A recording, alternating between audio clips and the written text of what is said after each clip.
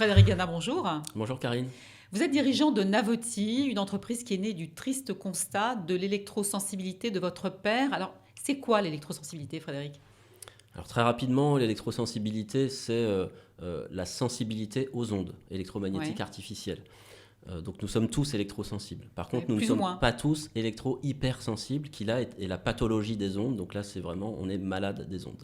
Alors, ce qui nous intéresse particulièrement aujourd'hui, c'est que vous prétendez améliorer la qualité de vie au travail et justement l'amélioration, la diminution de cet environnement électromagnétique.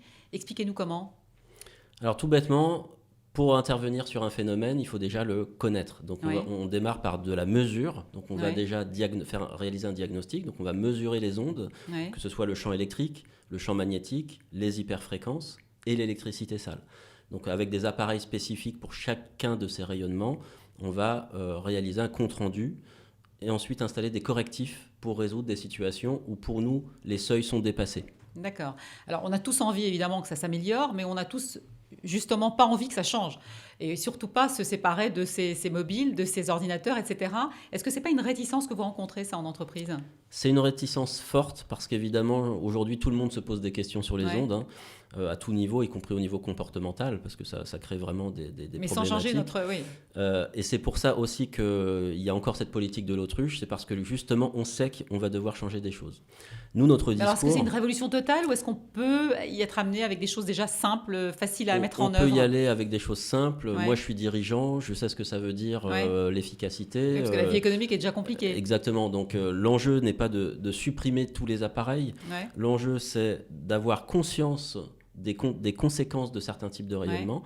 Et on va adapter soit le système, soit les appareils, soit le paramétrage des appareils Ouais. ou leur localisation Pour à ces améliorer... enjeux, en fait, tout simplement. Donc première des protections, la suppression.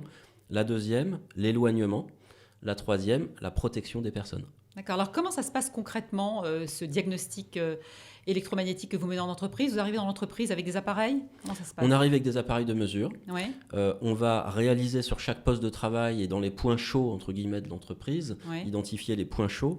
Et on va aussi, je dirais, en profiter pour transférer aussi des bonnes pratiques oui. et de la connaissance aux usagers et aux responsables, en fait, hein.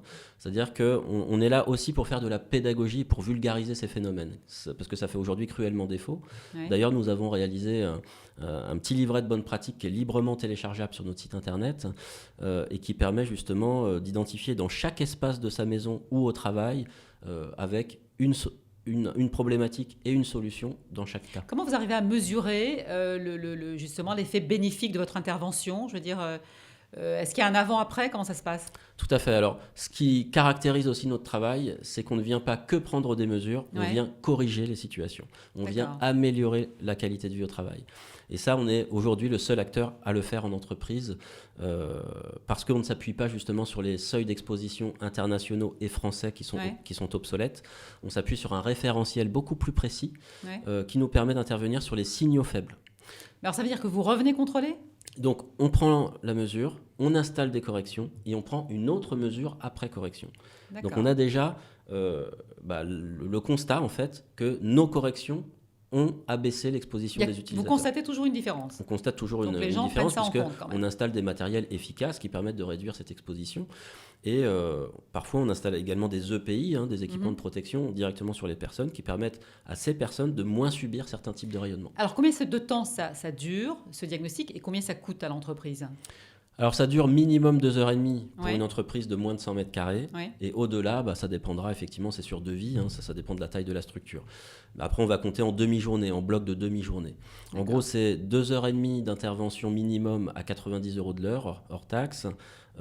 Et après, on va fonctionner sur briques de demi-journée pour les plus grosses entreprises. Écoutez, notre santé vaut plus que ça, à mon sens. Alors, pour ceux qui veulent en savoir plus, vous êtes sur Préventica en mai prochain. Merci beaucoup, Frédéric Gana, d'avoir répondu à notre invitation. Avec plaisir, merci de votre invitation.